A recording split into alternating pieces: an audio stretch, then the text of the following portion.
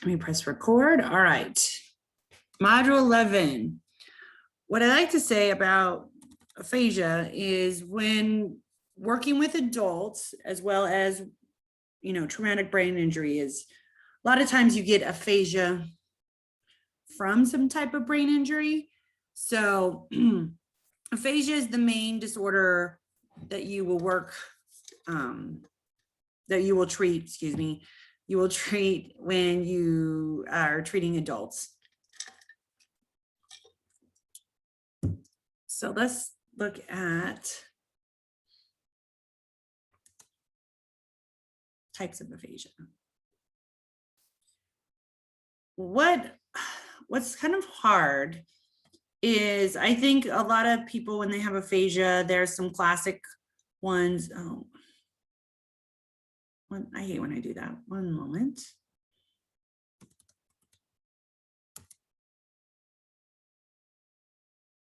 Let's try that. Sorry.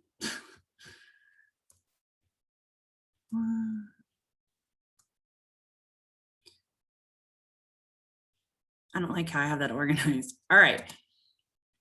Types of aphasia. The main thing, you'll hear a lot of Broca's aphasia, Wernicke's aphasia, or more in more lay terms, fluent and non-fluent. No, oh, see, I do that every time. Oh my goodness. This is how I know it's been a long week, guys. So sorry. One more time. I don't know. I'm got issues with the arrows. Or next. I feel like next, that's what it should say. Okay, hold on. Google Slides. Do not touch the next button. Okay, here we go. So aphasia. Obviously, it's a language disorder due to damage, usually to the left hemisphere of the brain. Oftentimes results of a CVA, so that's some type of cerebral vascular accident and a stroke. It can cause deficits to auditory, comprehension, verbal expression, reading, and writing.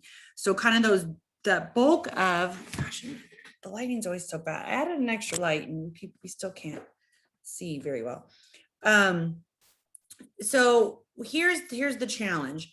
With somebody with aphasia, a lot of times we'll see some more severe difficulties at first, and then it gets better with the rehab. And what we know is that the brain has pathways, and if we can repair those pathways or find new pathways to get that information, it's helpful. So Broca's patients, so production impaired, but comprehension relatively intact. So the neurological approach to language, we're looking at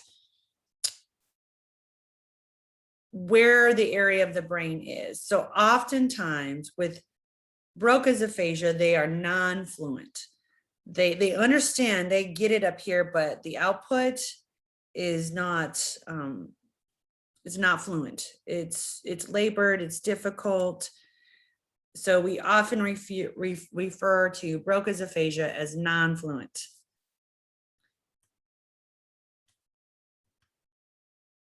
So Wernicke, they're fluent, words come out easily, but it could kind of be nonsense. It cannot necessarily always be intelligible. It could be jargon.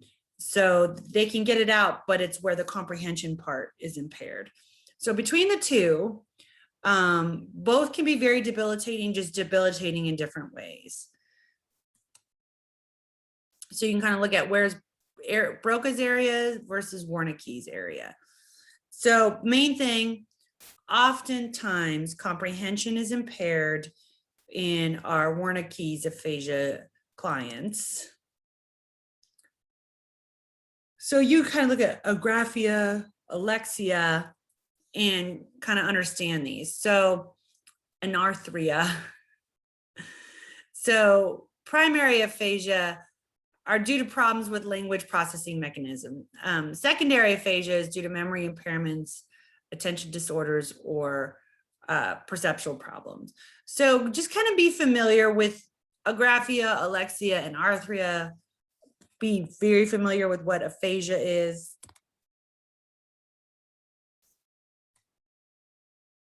I do not like how this Google slide goes. So there's disorders of comprehension, poor auditory comprehension, poor visual comprehension. So they're not always comprehending what they're seeing, which I think a lot of us can kind of conceptualize auditory comprehension difficulties, but visual comprehension, that is, I think that's still hard for me. It doesn't matter how much I've done cognitive rehab, that visual comprehension. So they're not really comprehending what they're seeing. And that I think is a little bit scarier when we're looking at the functionality. So these are adults that want to return to a home where they might be by themselves. I remember one time doing home health, and I did home health cognitive rehab for a very short time. I'm talking a 3-month summer thing. And, you know, arguing with this person that the stove was on versus it was not on. It was a little scary. I was like, oh gosh, you know, you don't want your stove on, or think it's off, but you touch it and it's on and you burn yourself. So yeah, that still is hard for me to conceptualize. So disorders of production. So that's easy for us for speech, poor articulation, word finding deficits. So anomia. So a lot of times when you hear the word anomia, they have problems finding their words. They can't quite get it, or a lot of times we'll see those semantic substitutions or use a different word than what they meant. Yeah, unintended words or phrases are the paraphasias. Loss of grammar or syntax. So definitely we'll see some deterioration in that sentence structure. And then they have an extreme difficulty repeating what you say. So these are kinds of things that your supervisor will go through when doing an evaluation for somebody. And oftentimes, when I say acute rehab, so the acute, oftentimes it's kind of, it's not quite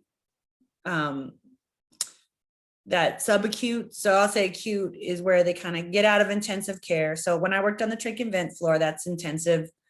And then once they were kind of waking up off a trach, off a vent, then they went to kind of the subacute rehab.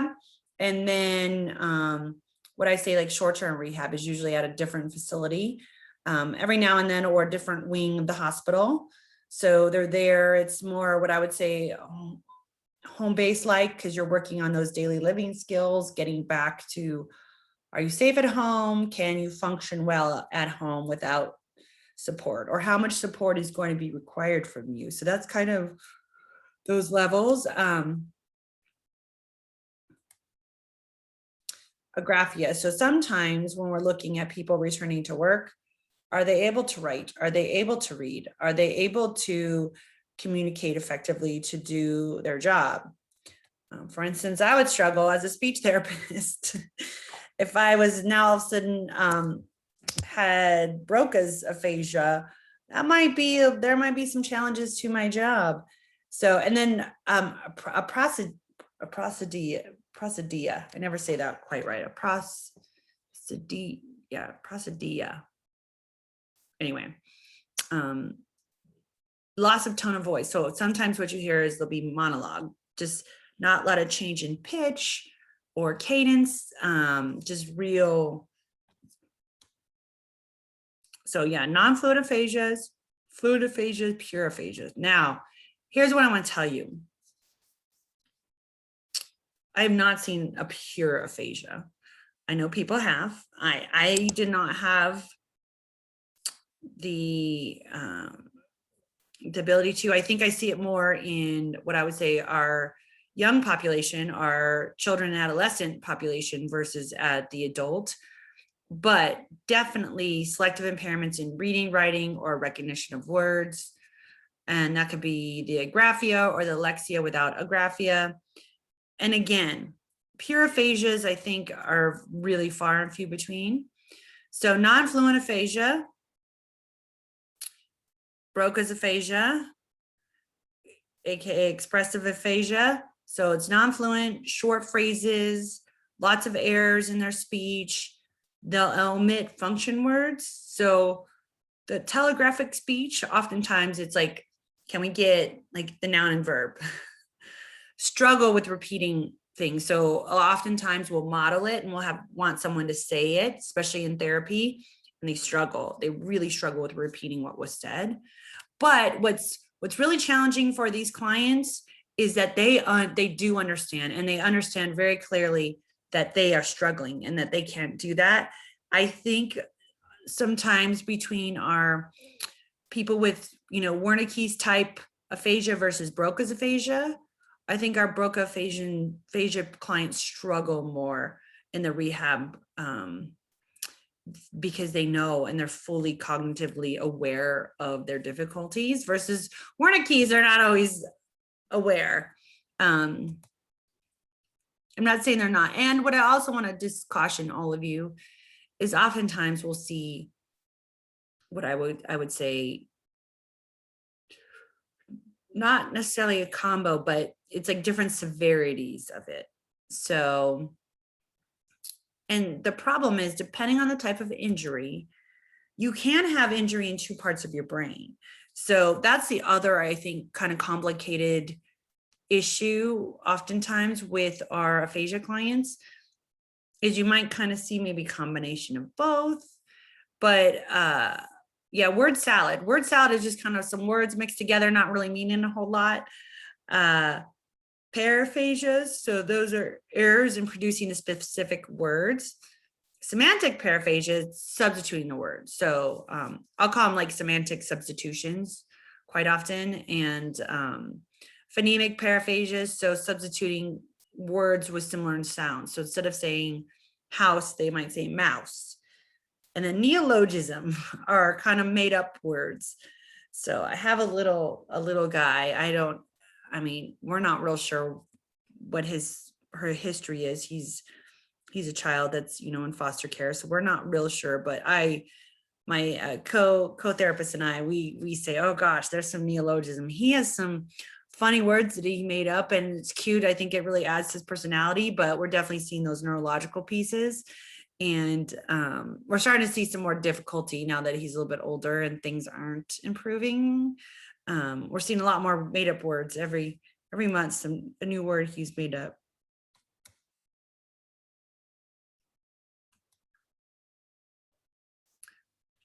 So the fluent, you kind of look at where the damage is. So definitely kind of be familiar with Wernicke's area, Broca's area.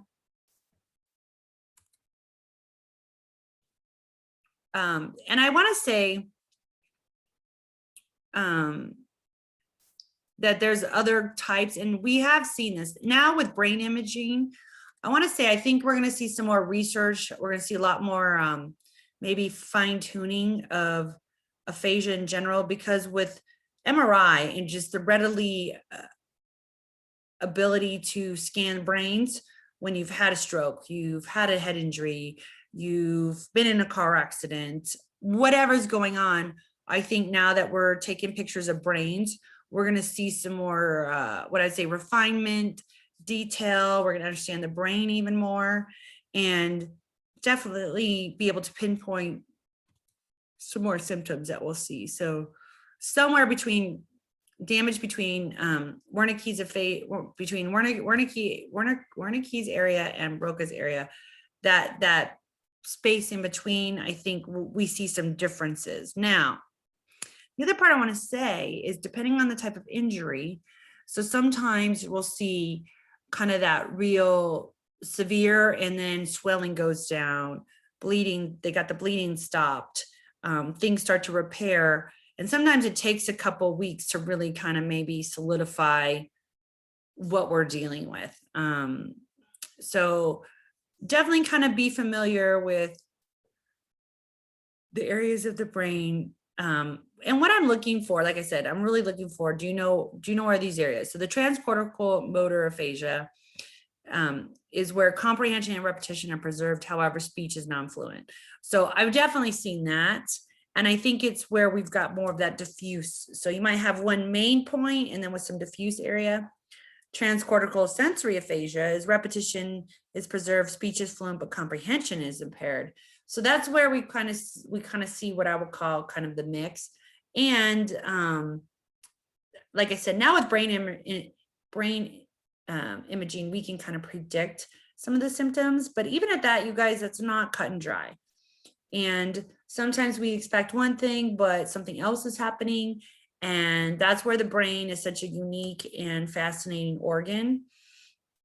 So you can kind of look through this. What are some of the characteristics?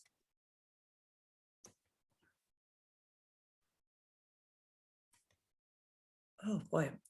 So you can kind of look at, this is kind of a language sample, kind of see somebody with aphasia, then global. So there's extensive damage to the left hemisphere. So we see deficits across the board, comprehension and production of language.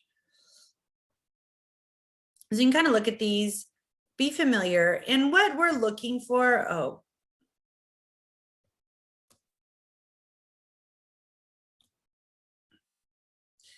so you can kind of look at the psychological perspective. So you can look at phonology. Like I said, the two main types are fluent and non-fluent, and then there's kind of some of these subtypes. But syntax, I often see, regardless of what type, I definitely see usually some syntax issues. Even if, and I think the other piece is that self-monitoring piece, I think is harder. Semantic, so meaning of the words and word combinations. You'll see some different, like I said, substituting of words, and sometimes words you can substitute and get the gist. Sometimes changing a word definitely changes the meaning. So your supervisor will hash out what type, but what the most important part to remember is looking at how much damage to the brain. What's a good expectation for the outcome, and getting them the support they need. So the other key piece, I think, when we're dealing with aphasia and something that's started acute, is how much rehab can we give them to get them back going? How much can we throw at them to support them and get them back? Now, what we do know about the brain is that's what the brain responds to. We do know that's evidence-based. So I think people they struggle with like Medicare and some of the timelines for insurance, as well as the intensity and frequency of therapy. The short-term rehab. So as you guys know, I obviously, they're like my other family, like she's part of my family. My coworker, her daughter who's had a brain tumor, it's funny. I was telling her, I saw her and we've been kind of careful with COVID and everything. I hadn't really seen her. And I saw her at school. She's back at school for a period at school. And I saw her and I went to check on her, see how she was doing. I was talking to her and just seeing how much the rehab helped her. So she was doing rehab right after her injury, once her brain tumor was removed and everything, 3 hours a day, 3 times a week. And she thought that was excessive, but she's made so much progress. And, just seeing how she was able to function at school. I was worried about her maybe getting lost, some things like that, because she definitely has some aphasic qualities, but she's really improving. Like, her ability to write has come back, her ability to some of those visual things that were really a challenge are back. So she's doing so much better. And I just told her, gosh, think about you all the time. And, when I saw her at school, I really wanted to make sure that things were going okay. And she's like, yeah, it's like it's like things that were hard, now it's getting easier. And then the more I do it, the easier I get. And that's kind of what rehab is you kind of got to run your brain through these paces to kind of get it going again, to make things fire faster. She did say reading still struggle. So, and she was such a reader before. Her mom's a reader too. So she's struggling with that. But those are the things that I think as therapists, we can help people with. Okay. Can you listen though? So she's been trying to do more like audiobooks, just the reading part, but she can listen and she's understanding. So we talked about audiobooks and some other things to do, especially in the one class that she needs to go to. She's trying to graduate. She's supposed to be graduating in May. So she really needs to come do this one class on campus. and but just writing, just we were working on her accommodations and things she needs. She just cannot write either. So the some of that reading part and the writing part still aren't there, but her comprehension is phenomenal. So the neurological basis for visual language, so that reading piece, sorry, I was ahead of myself here. So here's what I want to say. There's lots of schools of thought, and I'm not going to get onto my high horse about the phonological and English. English is what I would say phonetic-ish. A lot of our rules in our English language, there's a lot of exceptions to the rules, as well as other languages. We're not unique in that piece, but we aren't, to me, the phonetic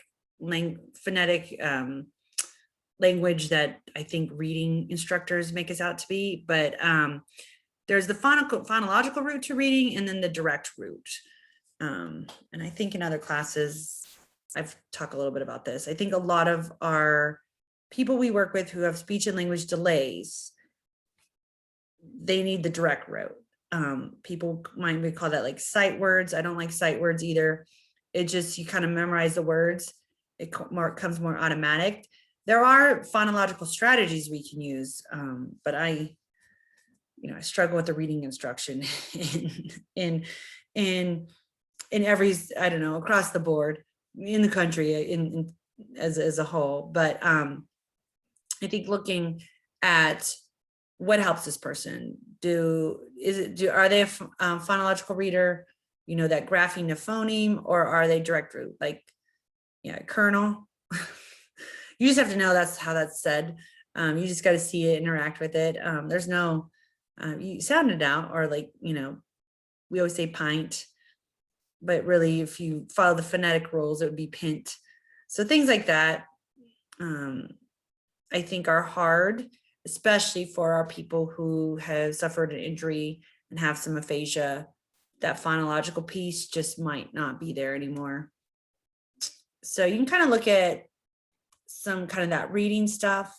What I want to tell you is that I think if, depending on their style of learning and how they learned how to read, I think when we're trying to get that reading piece back, I think we have to kind of look at maybe a different avenue than in which they learn to read, because we're trying, depending on where their injury is, of course, but oftentimes we kind of maybe need to review some of those basics to get them back reading.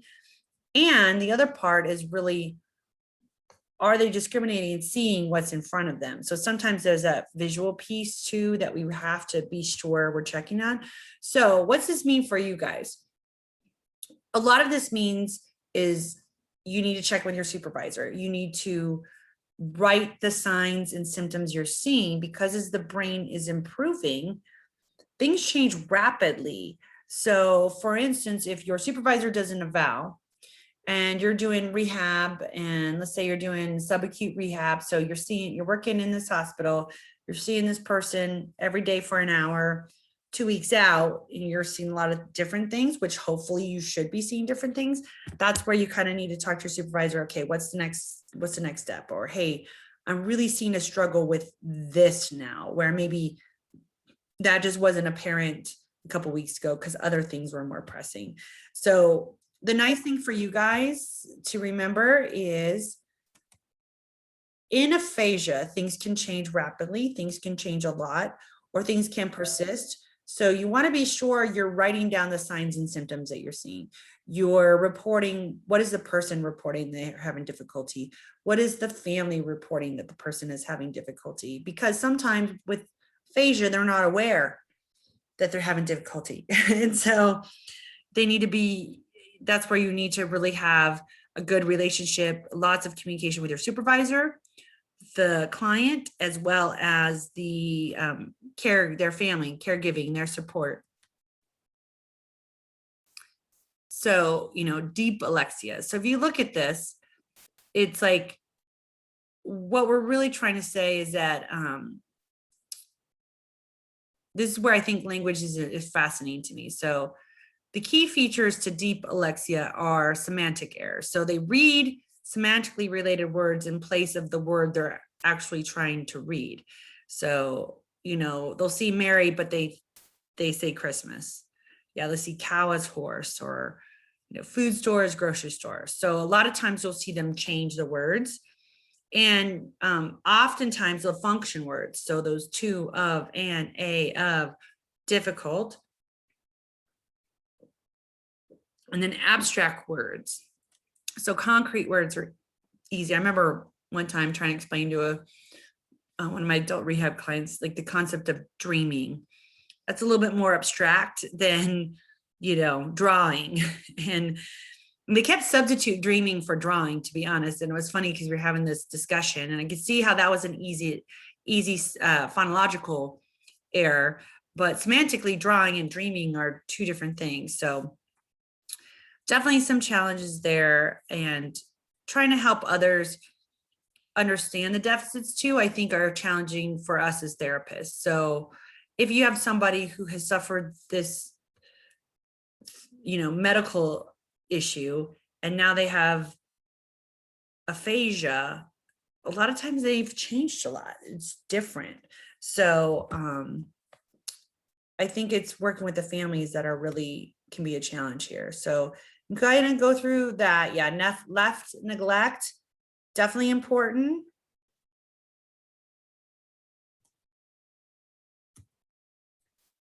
And this is why we spend a few weeks on aphasia. There's lots of good web resources, and I want to go through. Chapter 8 has all things aphasia. Here's some more examples. Talk about Wernicke's and Broca's. There's an observation this week. At least they've got some decent ones on aphasia. Aphasia 2. And I don't know, has any of you experienced somebody with aphasia?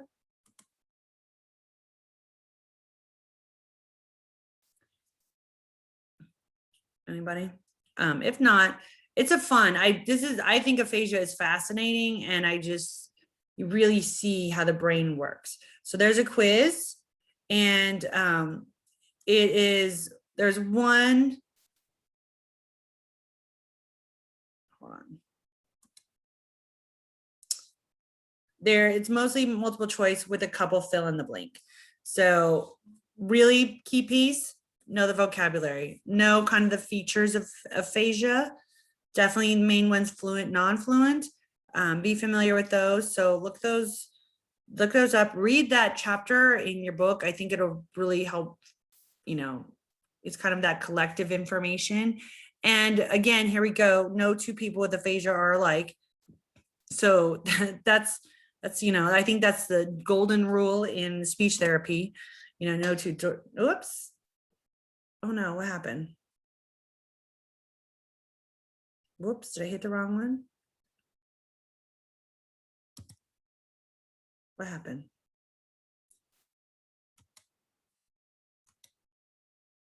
Sorry, I just lost everybody. I was like, oh no, did I stop the meeting? But so there's two observations, your quiz, really review, hit the vocabulary hard for the quiz. Any other questions?